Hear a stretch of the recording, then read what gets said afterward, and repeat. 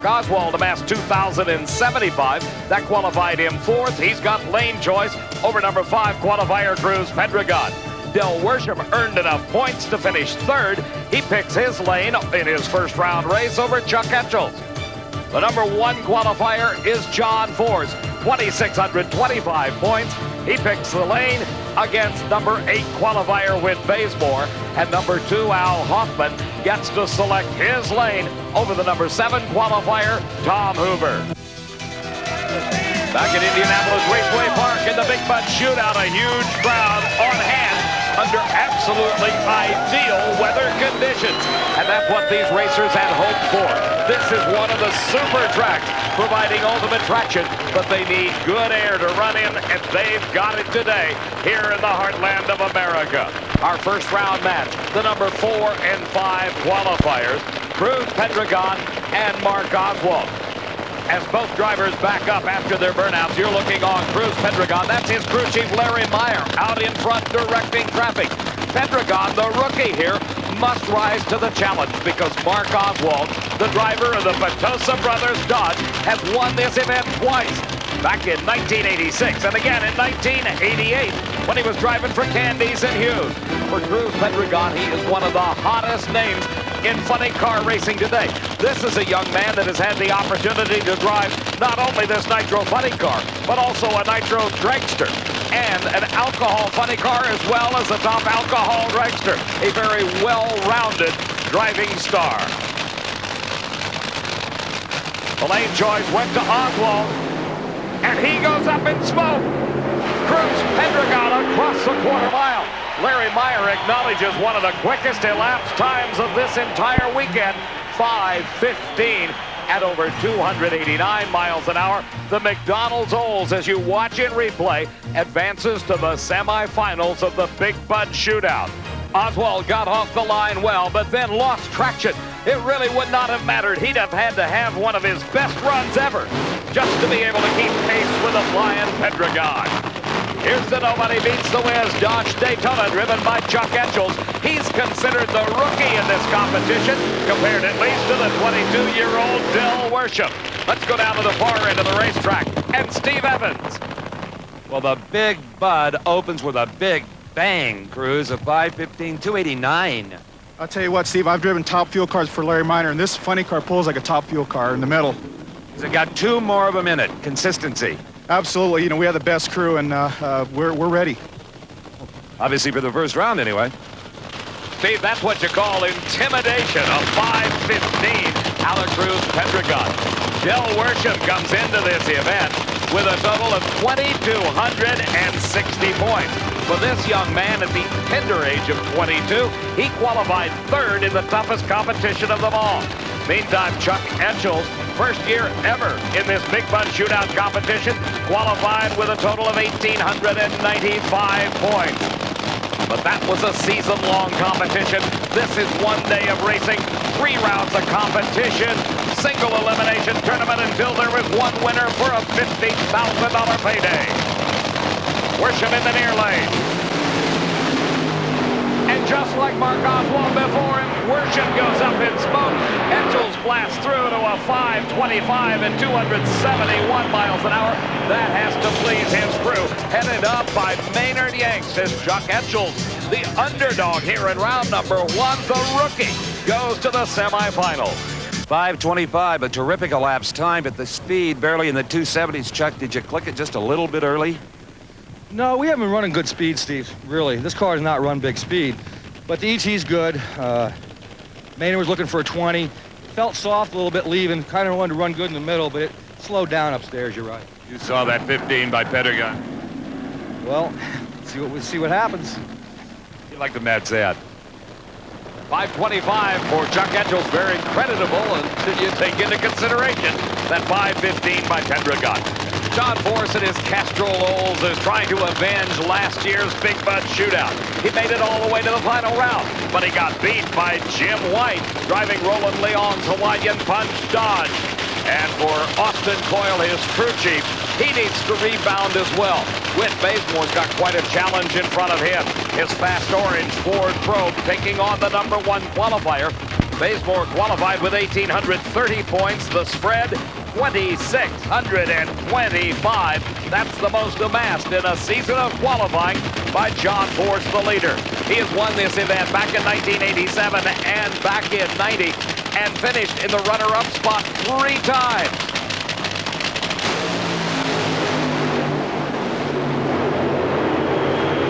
Force with the victory.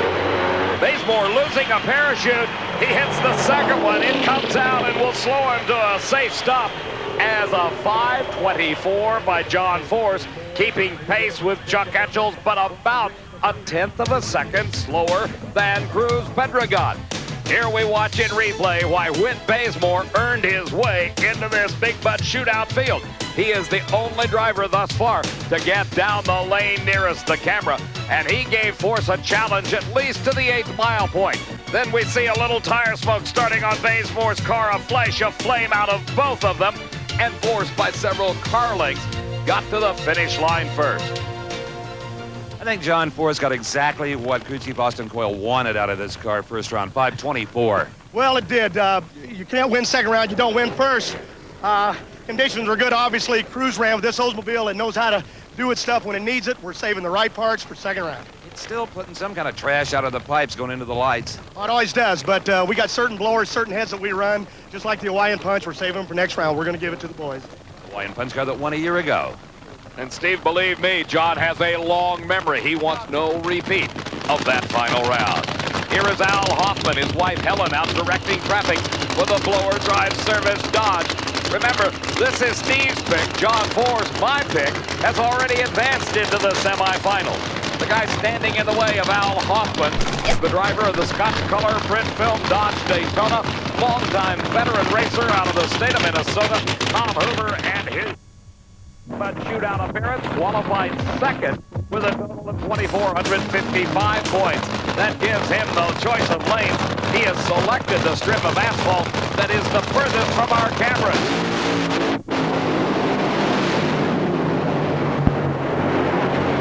Hoffman continuing to show the consistency he displayed in the warm-up runs of 5:23 at 283 miles an hour. 3 of our 4 semifinalists have all run in the mid-520s. Al Hoffman and Chuck Etchells within a few hundredths of each other. They'll face off in the semifinals with Hoffman picking the lane. Cruz PEDREGON is the one outsider. He ran in the 5-teens, a 5:15. That gives him lane choice against John Force. But there's that 515 engine. It suffered damage in that first round race. It is being replaced right now in the McDonald's Oldsmobile. Is that good news for John Force? We'll find out in just a few moments. Indianapolis Raceway Park. John Force is rolling through the staging lane. He's getting ready for his semifinal round with Cruz PEDREGON in this year's running of the Big Bud Shootout. Right now, it is Al Hoffman and Chuck Etchells squaring off in the final 4 of the Big Bud Shootout. Helen Hoffman backing Al into a position. You're riding inside the blower drive service Dodge. Earlier, Steve had a chance to talk to both crew chiefs, Tom Anderson for Al Hoffman and this man for Chuck Etchells. Maynard, you have to give Chuck a lot of power, but maybe not too much.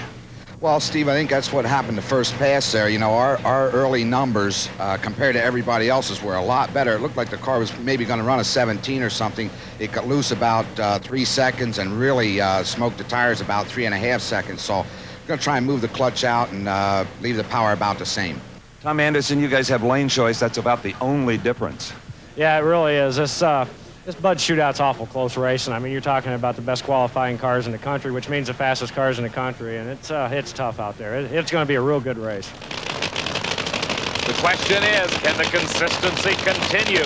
Mid-520s from both of these drivers, only by a few hundredths does Al Hoffman have the lane choice. Hoffman the last to stage. Al on a good pass. He wins it and goes to the finals. Al Hoffman, there's the picture of consistency he likes to see. 5:24 at 282 miles an hour. He got an advantage off the starting line that you ought to be able to see in this instant replay. Look at that. Hoffman moved first. How do we know that? Look how close the times were. Hoffman ran 5:24. Chuck Etchells 5:25, only 100th of a second difference in elapsed times, but a big difference in reaction time at the starting line. Hoffman the winner by more than a car length. Steve? Boy, Dave, do I know what horse to ride right into the final round. What a drag race. You maybe didn't see him. You had such a good start. No, I think I left on him. Yeah, big time. But we're just happy to be here. BDS, Floor Drive Service, Dodge Daytona is just doing an excellent job. Tom Anderson, my entire crew. My wife, Helen, just can't say enough about everything that's gone on here this weekend so far. 24 to a 25. Nice runs. Good going. Our next pair finds the race that everybody in this huge facility has been wanting to see. The McDonald's Oldsmobile of Cruz PEDREGON up against the Castrol Olds of John Force. PEDREGON got the quick elapsed time around 1 at a 5:15, but Larry Meyer and his crew had to change engines. John Force has run in the mid-520s. And another good pass for Force. Smoking the tires in the middle with PEDREGON. He slows to a 5:40, while John Force blasts out a 5.20 at over 279 miles an hour to move him into the finals once again. There's just a bit of a header fire on Force's car. Let's see if we can find out what went wrong. PEDREGON got a great lead, as did Force. But as they pulled away from the starting line, Force began to extend his lead. In the middle of the racetrack, PEDREGON smoked the tires, and at the finish line, John Force popped the supercharger. Watch, right there. A backfire through the supercharger, causing some damage on Force's Oldsmobile. But he will be facing Al Hoffman in the finals, and the winner will take home $50,000, and John Force will get to pick his lane. John, you said earlier, I'll burn it if I have to, and you almost did. We really did, Steve. It's really exciting. We're talking career moves here, and Cruz is trying to make one, and I told Coyle, don't care what it takes, what's the price, put her down there. But it shows you this onboard stuff, this fire equipment, this stuff worked. I'm really excited about it. One button, the fire was out, and I'm out of the car, and I just love it this way. Yeah, the motor is terminal. Motor's junk, but life moves on from here. Money's easy. All my people that put in the bucks here, all the major corporates, you know who they are. I want to thank them because it's your bucks I'm spending the days, boys. He spent a few on that one. The engine problems, as Steve described it very accurately, terminal. One race remains in the Big Bud Shootout, and this is the big one. $50,000 going to the winner. The burnout's underway. The repairs completed on the Castrol Oldsmobile of John Force. The picture of consistency all day long has been his competition. The guy that is in this race for only the second year, Al Hoffman at the wheel of the Floor Drive Service Dodge. Earlier, Steve had a chance to take a look at the personal side of our finalists. I'm with a John Force's Woman's Auxiliary. 4 daughters and wife Lori. Lori, I don't know which is harder, pounding on the car like Helen Hoffman is doing, or managing this gang. They're probably both just as difficult. John can get tense in between rounds, so keeping them out of his hair is a job. You get a lot of help from Adria, the oldest daughter, too. Yeah, Adria's a good help. You know a lot about this car, and it's hurt. Yeah, but hopefully we'll win today. That's all that counts. Okay, and you told me, Brittany, that Daddy won because you had your fingers crossed, or was that you, Courtney? Dad won the race because I crossed my finger like this. Better cross both hands this next time, huh? Yeah. Unlike the madhouse over in the John Force camp, things are pretty calm in Al Hoffman's pit. Helen Hoffman just leisurely cleaning the oil pan. You got to feel good about this. Yeah, I feel as good as this is our first one at Rockingham. That was a real astounding win for us. This is a long, hard worked for. Your man's driving has never been better. Our man's driving today has been brilliant, and our crew chief's tune-up and all the work that all the boys are doing on the team is just excellent. We couldn't ask for a better team. Do you ever get clean nails and manicure ever? Once at the Winston banquet, I have long nails, only to flick them off the next day. Go back to work. Thanks, Steve. Thanks. Helen Hoffman, a native of Australia. As the body comes down on her man's car, you know that Al's got to be thinking about this, his biggest potential payday ever. $50,000 is waiting at the end of the quarter mile. John Force has already sampled that kind of payday twice before. The lane choice here, going to Force. He selected the lane nearest the camera. Force up in smoke. Hoffman goes up in smoke. Hoffman stays with it. Gets close to the center line, but drives away and takes the win. Tom Anderson and Helen Hoffman celebrate on the starting line. $50,000 goes to Al Hoffman, the champion of the Big Bud Shootout. And for the second year in a row, John Force comes home the runner-up. Let's watch this weird race in replay. Al and John leave the starting line. Almost identical reaction time. Then Force smokes the tires first. Hoffman follows suit. Look how far out of shape Force gets. He tries to bring it back under control, but is unable to do so and crosses over the center line. When he does that, the race has automatically gone to Al Hoffman, the victor for the very first time in only his second year of competition in the Big Bud Shootout.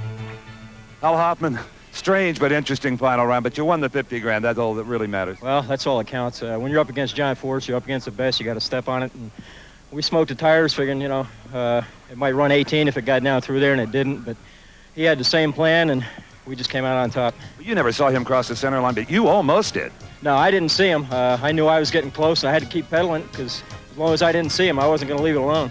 Right, but Charlie Hodges of Anheuser-Busch has $50,000 for Al Hoffman right here. Take a look at this. Charlie, come on in. Give him a shake. Al, congratulations. That's terrific. Nothing beats a Bud today. Nothing beats Al Hoffman. That was a $50,000 pedal. For Steve Evans, I'm Dave McClellan saying so long from Indianapolis. The 1992 NHRA Budweiser Big Bud Shootout has been brought to you by Pennzoil, America's #1 selling motor oil for performance, protection, and quality. And by Budweiser, the king of beers. With that clean, crisp, cold taste, nothing beats a Bud. Coverage of the NHRA Big Bud Shootout has been a presentation of Diamond P Sports in association with ESPN.